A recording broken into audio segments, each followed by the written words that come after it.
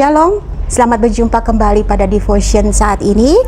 Tuhan Yesus senantiasa memberkati kita oleh karena kasih karunia-Nya. Tema pada hari ini saya akan memberikan tema wawasan yang baru yang akan kita ambil dari kitab Ayub 42 ayat 6, di mana bunyinya adalah, oleh sebab itu aku mencabut perkataanku dan dengan menyesal aku duduk dalam debu dan abu.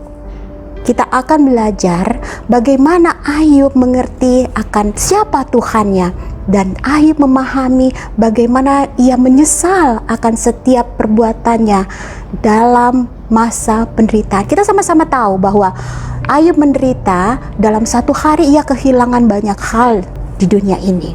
Tapi ada hal yang kita akan pelajari di Ayub 42 ayat 6 tersebut. Pengakuan dosa menyeimbangkan keluhan Ayub pada pasal 3. Kalau kita baca pada pasal 3, di mana di dalamnya terdapat pemberontakan penuh dosa diawali dengan keluhan itu. Ini bukan pengakuan dosa sebelum penderitaannya, sebagaimana dikemukakan oleh para sahabat-sahabatnya. Dengan pernyataan setia tanpa syarat kepada Tuhannya, sebuah komitmen yang dibuat ketika Ayub masih menderita, dengan belum memperoleh penjelasan tentang misteri penderitaannya maupun janji untuk masa depannya sendiri. Tapi Ayub mempunyai komitmen yang luar biasa bersama Tuhan. Ayub membuktikan bahwa sebagai hamba Tuhan, perjanjian sejati, siap melayani Tuhan tanpa pamrih.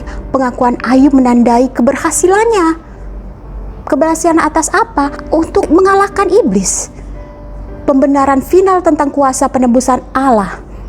Kemudian kalau kita baca pada ayat 2-nya, aku tahu bahwa engkau sanggup melakukan segala sesuatu dan tidak ada rencanamu yang gagal. Ini menggambarkan bahwa ungkapan ini bukan penyerahan diri di bawah tekanan Maha Kuasa, namun sebuah pujian kepada Allah yang hidup, serta persetujuan penuh kepercayaan kepada maksud-maksud Allah yang bijaksana. Lalu kita akan lihat pada ayat ketiga, di mana berbunyi, firman-Mu, siapakah dia yang menyelubungi keputusan tanpa pengetahuan? Itulah sebabnya tanpa pengertian aku telah bercerita tentang hal-hal sangat ajaib bagiku dan yang tidak ku ketahui.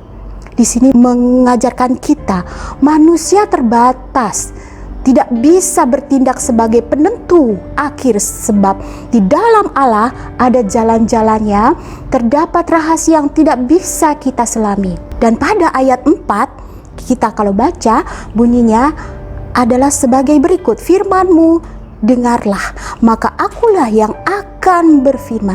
Aku akan menanyai engkau supaya engkau memberitahukan aku. Di sini kita belajar sebuah kejujuran Ayub atas apa yang terjadi dalam hidupnya kepada Tuhan, dan Tuhan akan menjawabnya pada hari berikutnya.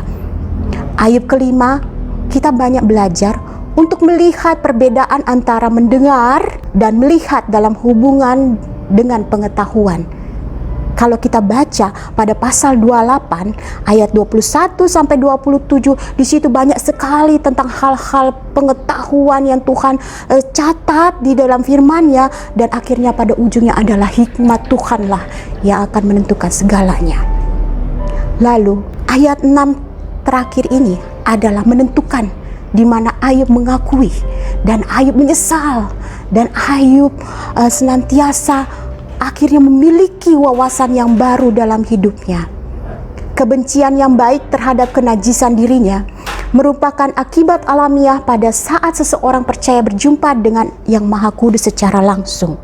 Mungkin Ayub selama ini mendengar dari orang lain apa yang terjadi, apa yang Tuhan perbuat, apa yang Tuhan senantiasa berikan di dunia ini. Tapi saat ini Ayub merasakannya dan melihat secara langsung dan bertemu dengan Allah yang Maha Kudus. Masalah penderitaan yang belum dijawab bukan berarti Allah meninggalkan.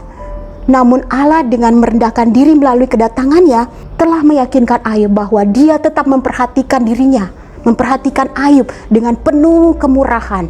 Itu sudah cukup bagi Ayub untuk dia memahami dan dia mengerti apa yang menjadi kehendak Tuhan.